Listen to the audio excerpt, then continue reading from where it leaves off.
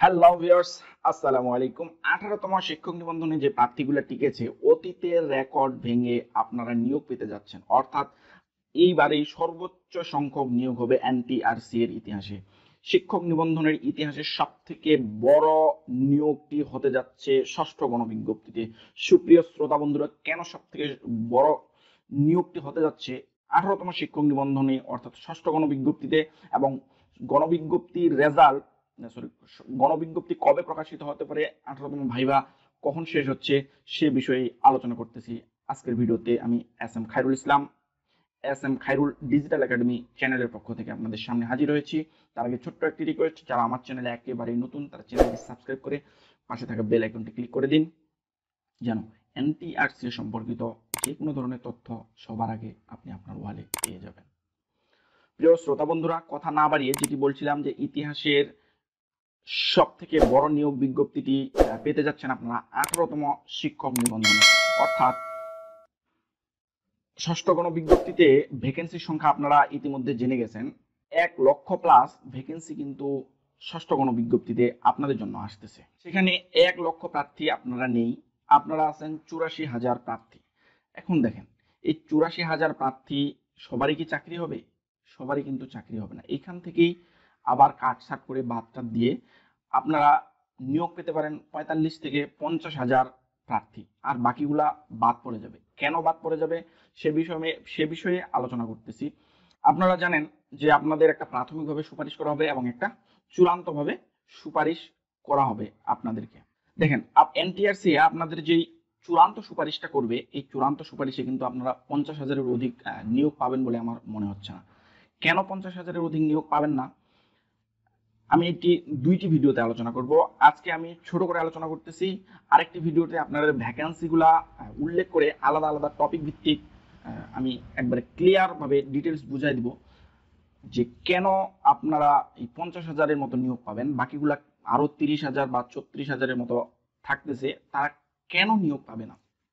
আচ্ছা, প্রথমেই বলি যে আপনাদের ভাইভা শুরু হওয়ার অলমোস্ট 7-8 মাস চলে গেছে।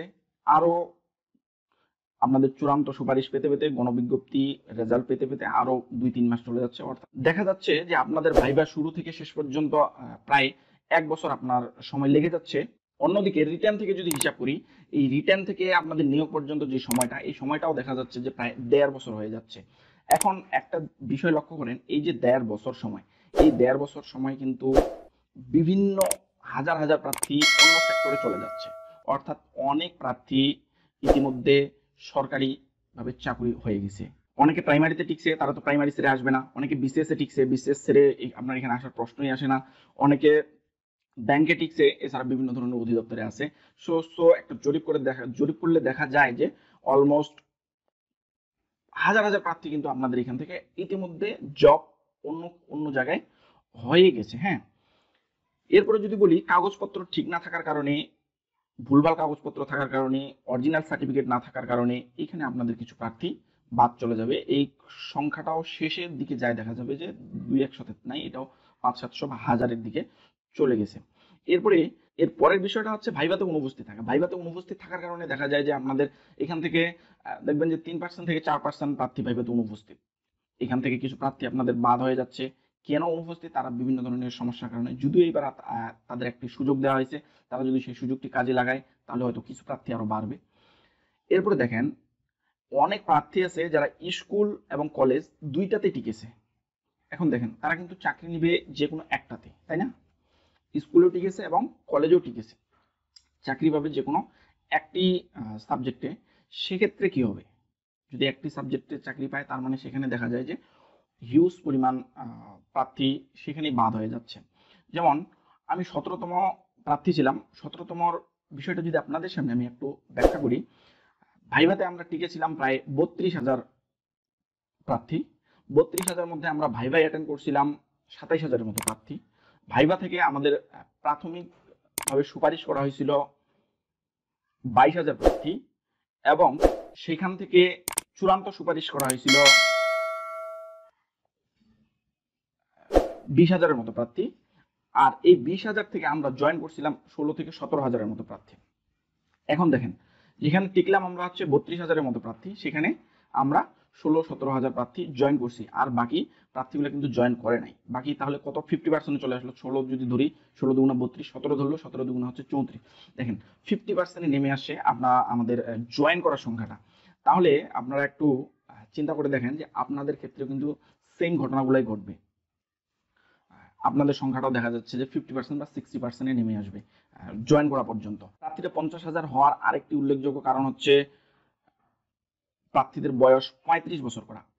দেখেন 35 বছর একদিন হলেও আপনি গণবিজ্ঞপ্তিতে আবেদন করতে পারতেছেন না, এখানে অনেক প্রার্থী ঝরে যাবে। যদিও ব্যাকডেট দিলেও ঝরে যাবে। ইতিমধ্যে আমার কাছে অনেক মেসেজ আসছে, প্রচুর মেসেজ আসতেছে, স্যার আমার বয়স তো 35 বছর হয়ে গেছে, স্যার আমার বয়স তো সামনের মাসে 35 বছর হবে, স্যার আমার বয়স তো 2-4 দিন পরে 35 বছর হয়ে যাবে, সেক্ষেত্রে আমি কি করব? দেখেন এই যে প্রার্থীগুলা আবেদন করতে পারবে না, এখানে আবার কিছু প্রার্থী বাদ পড়ে যাবে, ঝরে যাবে।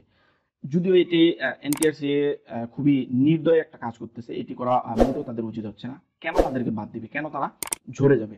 এরা পরীক্ষা নিতে দেরি করছে এনটিআরসি, প্রার্থীর তো এখানে কোনো ভুল নেই, কোনো দোষ নেই, কিন্তু তারা কেন পারবে না? তবুও এনটিআরসি তাদের নীতিমালা যে তৈরি করছে, এই নীতিমালার কারণে তাদের নিয়োগ দিতে পারতেছে না।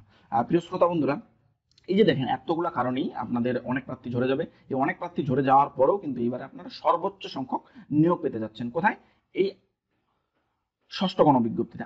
আর ষষ্ঠ গণবিজ্ঞপ্তি সব প্রার্থীগুলো কিন্তু আমি আগের ভিডিওতে বলছিলাম আপনারাই, এখানেও বলতেছি আপনারাই আপনাদের সাথে প্রতিদ্বন্দ্বিতা করতেছেন, আপনারাই, এখানে অন্য কেউ প্রতিদ্বন্দ্বিতা করতেছে না। সুতরাং আপনারা নিশ্চিন্তে থাকেন যে আপনাদের প্রত্যেকেরই জব হবে, এবং প্রত্যেকের জব হওয়ার পরে যারা 19তম শিক্ষক নিবন্ধন প্রার্থী আছেন তাদের জন্য পর্যাপ্ত পরিমাণ ভ্যাকেন্সি থেকে যাবে। প্রিয় শ্রোতা বন্ধুরা, এই ভ্যাকেন্সি নিয়ে আমি সেকেন্ড এপিসোডে অর্থাৎ এর পরের ভিডিওতে আরো ডিটেলস আপনাদের বোঝানোর চেষ্টা করব যে কি কারণে এই প্রার্থীগুলো 50,000 বা তার কম বেশি হবে। আজকে কয়েকটি কারণ বলছি, আরো যদি আমি বলি ভিডিওটি লং হয়ে যাচ্ছে, তাই বলতেছি না। পরের ভিডিওতে আমি এটা আরো ব্যাখ্যা করব। এবার আসি, আপনাদের ভাইবা মে মাসের শেষের দিকে শেষ হয়ে যাচ্ছে। জুন মাসে আপনাদের কুরবানি ঈদ পড়তেছে। কুরবানি ঈদের আগে অথবা কুরবানি ঈদের পরে আপনারা ষষ্ঠ গণবিজ্ঞপ্তি পেয়ে যাবেন ইনশাআল্লাহ। প্রিয় শ্রোতা বন্ধুরা, আপনাদের সামনে আমি বিভিন্ন ধরনের সুন্দর সুন্দর তথ্য উপস্থাপন করে যুক্তি দেওয়ার চেষ্টা করছি। আপনারা, আশা করি আপনাদের ভিডিওটি ভালো লেগেছে। যাদের ভিডিওটি ভালো লেগেছে অবশ্যই ভিডিওটি আপনার বন্ধুদের মাঝে শেয়ার করে দিবেন। আর যাদের ভিডিওটি ভালো লাগেনি, কি কারণে ভিডিওটি ভালো লাগেনি, আপনারা কমেন্টে অবশ্যই জানাবেন। আপনার মতামত কমেন্টে জানিয়ে যাবেন। নতুন ভিউয়ার আছেন তাদেরকে আবার রিকোয়েস্ট করতেছি, আপনারা আমার চ্যানেলটি সাবস্ক্রাইব করে রাখবেন, যেন পরবর্তীতে এনটিআরসি সম্বলিত সকল আপডেট আপনি আপনার ওয়ালে সবার প্রথমে পেয়ে যান। সকলের সুস্বাস্থ্য ও দীর্ঘায়ু কামনা করে বিদায় নিচ্ছি।